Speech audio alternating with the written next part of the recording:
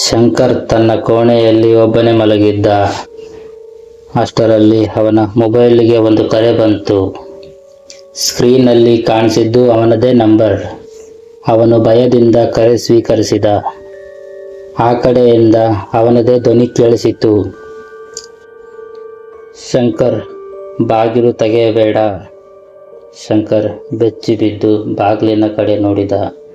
ಅಷ್ಟರಲ್ಲಿ ಬಾಗಿಲು ಬಡಿಯುವ ಶಬ್ದ.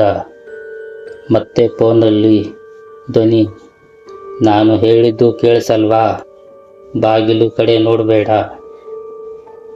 ನಾನು ಈಗಲೇ ನಿನ್ನ ಮನೆ ಒಳಗಡೆ ಇದ್ದೀನಿ. ಶಂಕರ್ ನಿಧಾನವಾಗಿ ಹಿಂದೆ ತಿರುಗಿ ನೋಡಿದ. ಕೋಣೆ ಮೂಲೆಯಲ್ಲಿ ಅವನದ್ದೇ ಕಾಣಿಸುವ ಮತ್ತೊಬ್ಬ ಶಂಕರ್ ನಿಂತಿದ್ದ. ಅವನು ನಗುತ್ತಾ ಹೇಳಿದ, ಬಾಗಿಲಿನ ಹೊರಗಡೆ ನಿಂತಿದ್ದು ಯಾರು ಗೊತ್ತಾ? ಆ ಕ್ಷಣವೇ ಕರೆ ಕಟ್ಟಾಯಿತು. ಮರುದಿನ ಬೆಳಗ್ಗೆ ಮನೆ ಬಾಗಿಲು ತೆರೆದಾಗ ಶಂಕರ್ ಎಲ್ಲೂ ಇರಲಿಲ್ಲ. ಆದರೆ ಅವನ ಮೊಬೈಲ್ ಮಾತ್ರ ಕೋಣೆಯಲ್ಲೇ ಬಿದ್ದಿತ್ತು. ಸಮಯ ರಾತ್ರಿ 12:15. ಮುಂದೆ ಏನಾಯಿತು ಗೊತ್ತಾ? ಶಂಕರ್ ಕಾಣೆಯಾಗಿದ್ದರಿಂದ ಊರಿನವರು ಅವನ ಮನೆಗೆ ಬಂದರು. ಕೋಣೆಯಲ್ಲಿ ಅವನ ಮೊಬೈಲ್ ಮಾತ್ರ ಇತ್ತು. ಅಷ್ಟರಲ್ಲಿ ಮೊಬೈಲಿಗೆ ಒಂದು ಕರೆ ಬಂತು.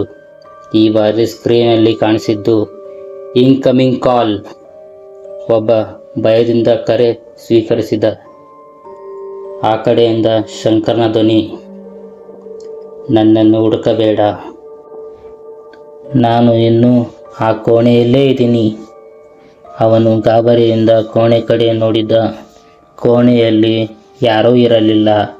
ಆದರೆ ಗೋಡೆ ಮೇಲೆ ಹೊಸದಾಗಿ ಒಂದು ವಾಕ್ಯ ಬರೆದಿತ್ತು. ನಿನ್ನೆ ರಾತ್ರಿ ಬಾಗಿಲು ತೆರೆದವರು ಶಂಕರ್ ಅಲ್ಲ. ಅಷ್ಟರಲ್ಲಿ ಮನೆಯ ಬಾಗಿಲು ನಿಧಾನವಾಗಿ ಮುಚ್ಚಿಕೊಂಡಿತ್ತು. ಮತ್ತೆ ಒಳಗಿಂದ ಒಂದು ಧ್ವನಿ ಕೇಳಿಸಿತು, ಈಗ ನಿಮ್ಮ ಸರದಿ.